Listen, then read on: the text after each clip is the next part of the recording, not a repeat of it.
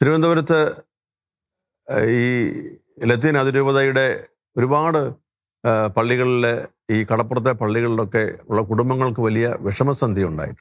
ആ ഓക്കിയിൽ വന്നപ്പോൾ അന്ന് രാവിലെ അഭിമന്യ സൂസേപ്പാക്യം പിതാവിനെ കാണാനായിട്ട് ഞാൻ പോയി. ഞങ്ങളുടെ ഒരു സമ്മാനമായിട്ട് അഭിമന്യ പിതാവിനെ ഞങ്ങൾ അന്ന് സമാഹരിച്ച 1 കോടി രൂപ പിതാവിനെ ഏൽപ്പിച്ചിട്ട് അത് അതിരൂപതയുടെ കുടുംബങ്ങൾക്ക് വേണ്ടിയുള്ള ശുശ്രൂഷയിൽ ഉപയോഗിക്കാനായിട്ട്. പിതാവ് വലിയ വിറയ്ക്കുന്ന കൈകളോടുകൂടിയാണ് അത് സ്വീകരിച്ചത്. അദ്ദേഹത്തിൻ്റെ ആ മനസ്സും ഹൃദയവും ശരീരവും എനിക്ക് അന്നും ഇന്നും മനസ്സിലാക്കാനായിട്ട് സാധിക്കും. ഞാൻ പറഞ്ഞു, ഉച്ച കഴിഞ്ഞിട്ട് ഞാൻ വിഴിഞ്ഞത്ത് സിന്ധുമാതാ ഇടവകയിലെ കുറച്ച് കുടുംബങ്ങളിൽ ഒന്ന് പോയി ഒന്ന് പ്രാർത്ഥിക്കണമെന്നുണ്ട് എന്ന് പറഞ്ഞു.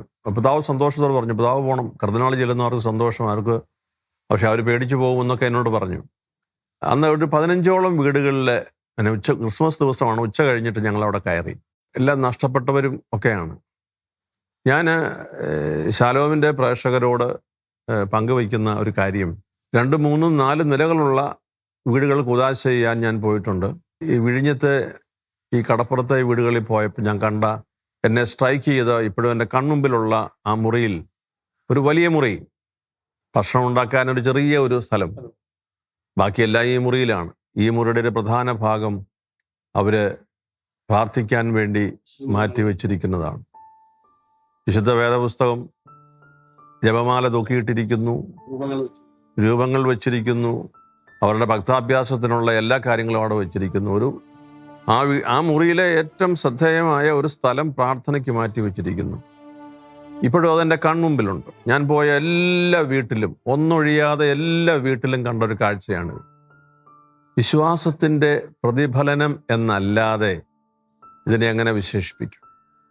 നമ്മളൊരു സമരത്തിൻ്റെ പേരിലോ ഒരു മത്സരത്തിൻ്റെ പേരിലോ ഈ കൂട്ടരെക്കുറിച്ച്, ഈ സമൂഹത്തെക്കുറിച്ച് വല്ലതും പറയുമ്പോൾ ഇവരുടെ വീട്ടിൽ വെച്ചിരിക്കുന്ന ഈ ഒരു രൂപക്കൂടിനെ കുറിച്ച് പറയാതെ പോകുമ്പോൾ എനിക്ക് അവരെ മനസ്സിലായിട്ടില്ല എന്നാണ് അതിൻ്റെ അർത്ഥം. ഞാനിങ്ങനെ വെളുപ്പിനെയൊക്കെ യാത്ര ചെയ്യുമ്പോൾ ഞൊറിയിട്ട മുണ്ടെടുത്ത അമ്മച്ചിമാർ, സാരി ഉടുത്തവർ, വെള്ള ഷർട്ടൊക്കെ ഇട്ട അപ്പച്ചന്മാർ, കുഞ്ഞുങ്ങൾ, ചെറുപ്പക്കാരൊക്കെ വലിയ നിരയായിട്ട് ഇങ്ങനെ പള്ളിയിലേക്ക് പോകുന്നതും പള്ളിയിൽ നിന്ന് ഇറങ്ങി വരുന്നതുമായ കാഴ്ച.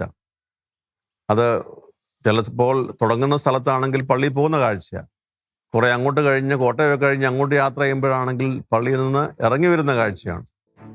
വലിയ സംഖ്യ. സിറോ മലബാർ സഭയുടെ ഇടവകളിലൊക്കെ ഞാൻ കണ്ടിട്ടുള്ളത് വലിയ സംഖ്യ കുടുംബങ്ങളായി ദേവാലയത്തിൽ ദിവസമാണ്, ഞായറാഴ്ച വിശുദ്ധ കുർബാന കേന്ദ്രീകൃതമായി ജീവിക്കാൻ ശ്രമിച്ച തലമുറകളുടെ പുതിയ തലമുറയാണ്. ഇത് മറന്ന് ഈ സമൂഹത്തിൻ്റെ വിശ്വാസത്തെക്കുറിച്ച് എനിക്ക് ഡയലോഗ് ചെയ്യാൻ പറ്റൂ?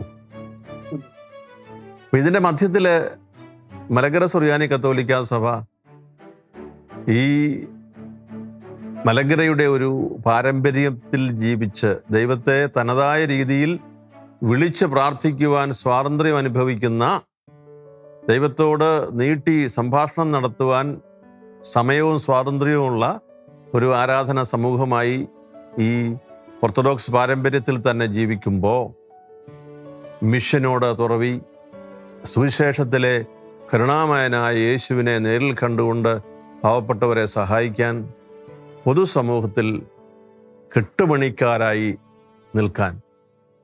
ഞാൻ ഈ ചില സഭകളെ ഇങ്ങനെ പേരെടുത്ത് പറഞ്ഞത്, പെന്തക്കോസ്ത് വിഭാഗത്തിൽപ്പെടുന്ന സഭാംഗങ്ങളായിട്ടുള്ള ആളുകളുണ്ട്. അവരുടെ തീഷ്ണതയ്ക്കും ആവേശത്തിനും വിലയില്ലേ? അപ്പോൾ നമ്മുടെ സഭകൾക്കുള്ളിൽ ഈ പറയുന്ന വിഭാഗീയത വർദ്ധിച്ചു വരുന്നു എന്ന് പറയുമ്പോൾ നമുക്ക് ഇവരെ ഓരോരുത്തരെയും അവരായിരിക്കുന്ന അവസ്ഥയിൽ മനസ്സിലാക്കുന്നതിനുള്ള ഒരു പുനർസമർപ്പണത്തിൻ്റെ ഒരു കുറവുണ്ട്.